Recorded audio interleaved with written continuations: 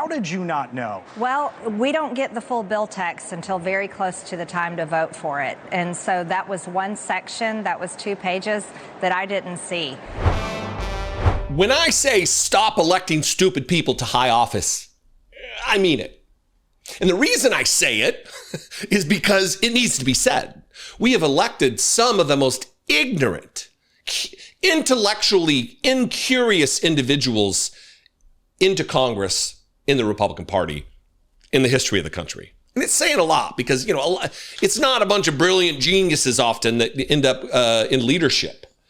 Oftentimes it is the least among us relative to the brain pan, if you know what I mean. And Marjorie Taylor Greene is chief among these, I believe. And it was put on display this week when she complained on Twitter about what was in the bill that she just voted yes for and propelled it to passage. The big, beautiful bill of Donald Trump. The garbage bill that's going to add trillions to the national debt and to our deficits, while claiming to pay down the deficits. A bill that's going to see 15 million people lose their health insurance in this country. A bill that's going to cut nearly $300 billion from SNAP, sending children into food insecurity. She voted for it. And it's none of that I just talked about that she found out was in it, and she's outraged by it. It was something else about AI, which, you know, may have merit. Anyway, yesterday in a committee, Robert Garcia, Congressman from California, really just rhetorically, metaphorically held her down and suffocated her in a committee, highlighting that she is so stupid, she's now talking about a bill that she didn't read and voted for. But then in this clip, she acts like she still supports it really is just highlighting the abject ignorance of Marjorie Taylor Greene. Watch this, and I got a couple other things that are going to blow your mind. It's also interesting because Chairwoman Greene, I understand, now regrets voting for this bill, as she mentioned yesterday. Is that correct, Chairwoman Greene? Are you yielding me time? No, I'm just asking if I think you say now you regret voting for the bill. Is that correct? The bill actually destroys what you guys voted for the past 4 years, and I'm proud to have voted for that bill to fund border security, actually, to Chairwoman deport Greene, all these illegals you guys let in the country. Chairwoman. Chairman, yesterday you actually said that you regret actually voting for the bill. You posted after Elon's tweet that you didn't know certain provisions were in it and that you would have voted no if you had known. And so obviously you didn't do a thorough review of the bill. And I'm not surprised, of course, that Republicans in this Congress are now going back and forth on the bill. She's not proud to have voted for the bill. Maybe she is. I'm not going to put words in her mouth. Who am I? I mean, she went on, she was actually grilled on News Nation yesterday about this, about voting for this bill after having not read what's in it, a disservice to her constituency. Watch this. Congresswoman, you say in full transparency you didn't know that this was in there, and now you're shining a light on it. How did you not know that it was in there, and how'd you find out about it? Well, we don't get the full bill text until very close to the time to vote for it. And so that was one section, that was 2 pages that I didn't see. And I'm being very transparent and honest about it with everyone. And if you're not up on all the drama here, I mean, look, this is all just ridiculous. If you're not up on all the drama, she tweeted this the other day, full transparency, she says, I did not know about this section on pages 278 and 279 of the OBBB that strips states of the right to make laws or regulate AI for 10 years.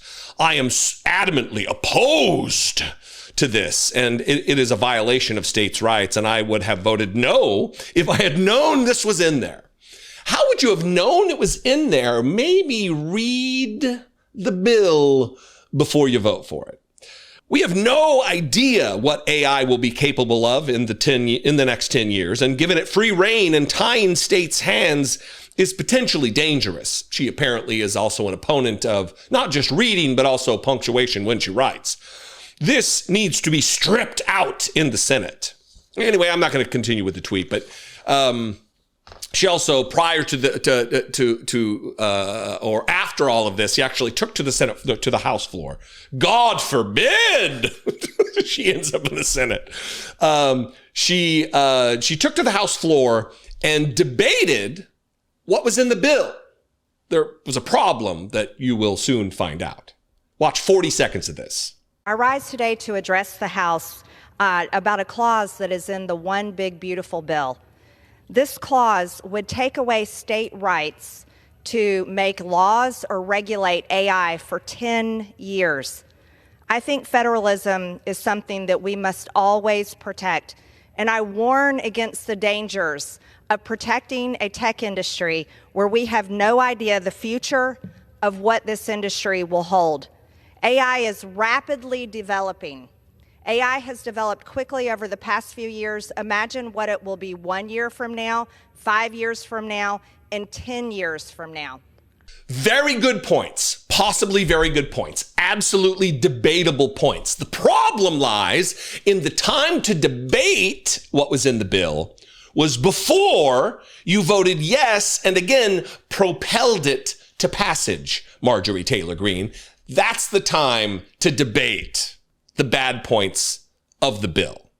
Or did they not teach you that in Congresswoman school? And then the chef's kiss is this tweet from her. You know, anytime someone vocalizes or communicates how humble they are, you gotta be suspect. This is her talking about how much humility and humbleness she has. To the know-it-all at Community Notes, I get to vote for the bill again if the Senate changes a single letter, period, or comma, because if they make any change, it comes back to the House for another vote. So I absolutely can raise this issue and fight to defend federalism, states' rights. I would love for her to even just name what the amendment is that talks about states' rights. Spoiler alert, it's the 10th Amendment, Marge. Also, by raising this issue, it may get taken out by the Byrd rule in the Senate.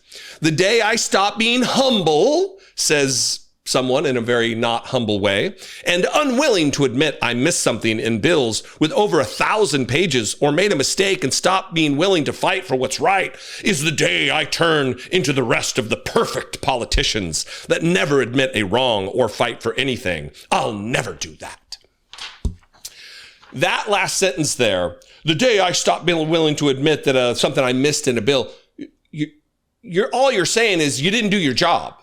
The day that I stopped being humble about not doing the job I'm paid to do is what you're saying, Marjorie Taylor Greene, dum-dum, dipshit. The unearned arrogance of Republican members of Congress is at levels henceforth never seen. Prior to this, never seen. Or as Donald Trump would say, the likes of which we've never seen before. Good on Robert Garcia. We need more of this in the House of Representatives. We need more of this in committees. Unfortunately, we're in a situation where Marjorie Taylor Greene actually holds a committee chairperson spot on a committee, the Doge committee, the worthless do-nothing Doge committee they've given her. But she's still a chairperson. That tells you the high esteem that Republicans find her, that she is qualified, capable, able, not stupid, not ignorant, not intellectually incurious. But for them, maybe she's, way up there. She's in the top percentiles of brain power in the Republican Party. What do you think? I'd love to know. You can comment below. You can also call the voicemail line 714-576-4054. And of course, as always, you can email me daily@dollemore.com. I will see you next time. Be genuine. Take care of one another.